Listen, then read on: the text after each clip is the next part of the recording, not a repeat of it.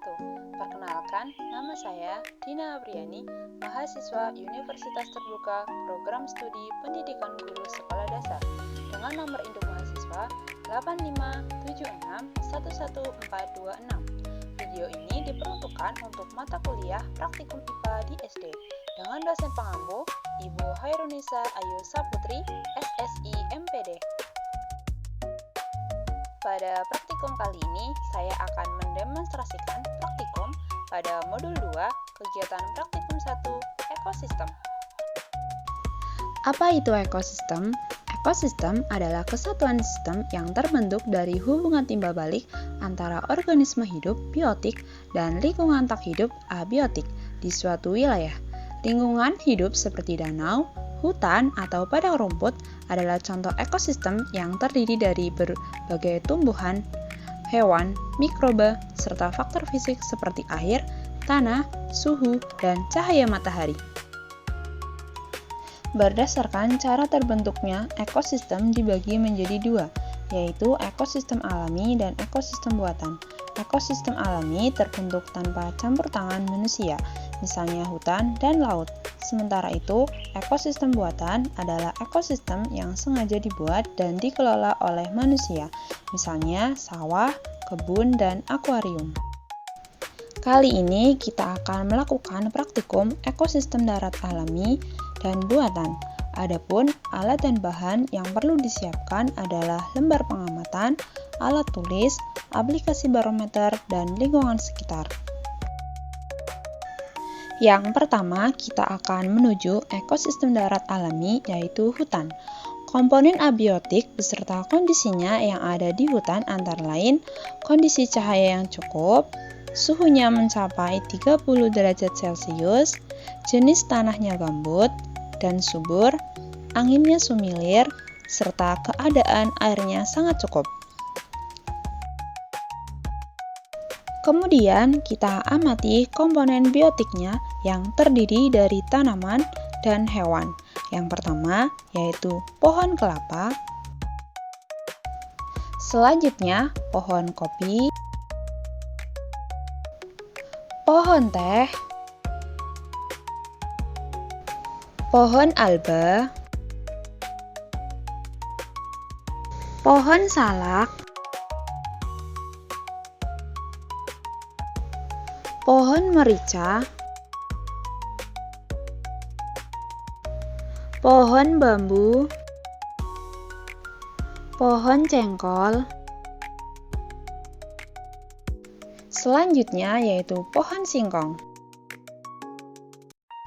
Tanaman tersebut saling berinteraksi dengan komponen abiotik di lingkungannya, di mana tanaman membutuhkan cahaya matahari, air, dan juga tanah untuk membantu proses pertumbuhan dan perkembangannya.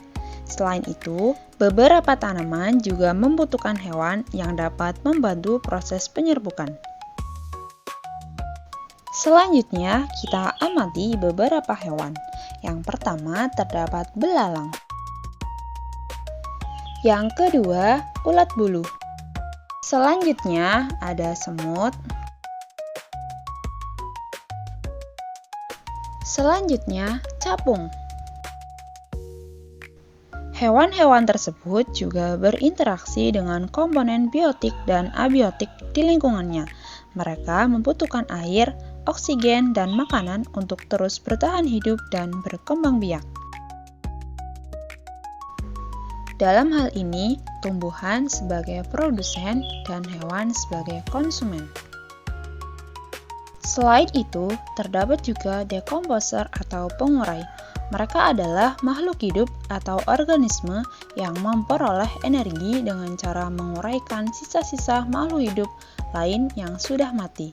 Nah, di dalam ekosistem hutan ini, pengurai yang ditemukan adalah jamur dan lumut.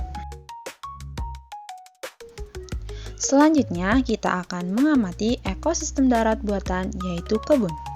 Komponen abiotik beserta kondisinya yang ada di kebun antara lain kondisi cahaya yang cukup, suhunya mencapai 30 derajat Celcius, jenis tanahnya gambut dan subur, anginnya sumilir, serta keadaan airnya juga sangat cukup. Kemudian kita amati komponen biotiknya yang terdiri dari tanaman dan hewan. Yang pertama, terdapat tanaman pohon tomat, pohon pepaya,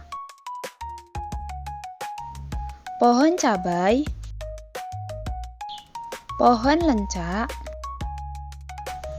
kemudian tanaman hias brokoli kuning, bunga anggrek, dan terdapat bunga lonceng.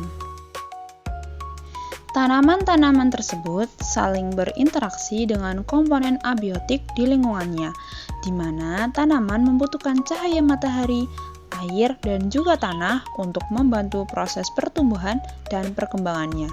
Selain itu, dalam beberapa tanaman juga membutuhkan hewan yang dapat membantu proses penyerbukan. Selanjutnya, kita amati beberapa hewan. Yang pertama, terdapat kumbang, kemudian belalang,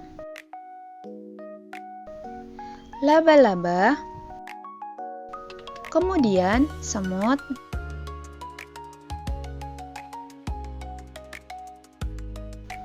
dan kupu-kupu.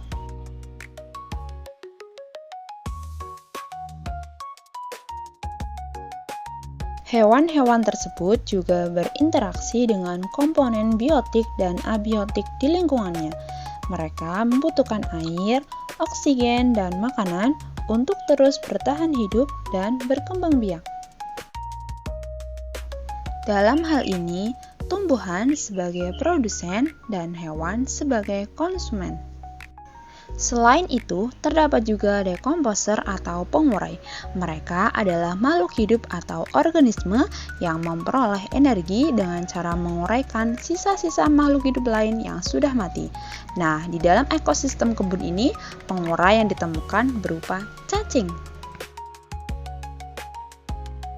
Berikut adalah tabel hasil pengamatan komponen abiotik dan biotik ekosistem darat alami dan ekosistem darat buatan. Kesimpulan dari ekosistem darat alami dan buatan adalah keduanya memiliki komponen abiotik yaitu tanah, air, udara, dan cahaya matahari yang sama, tetapi perbedaannya terletak pada komponen biotiknya atau makhluk hidup.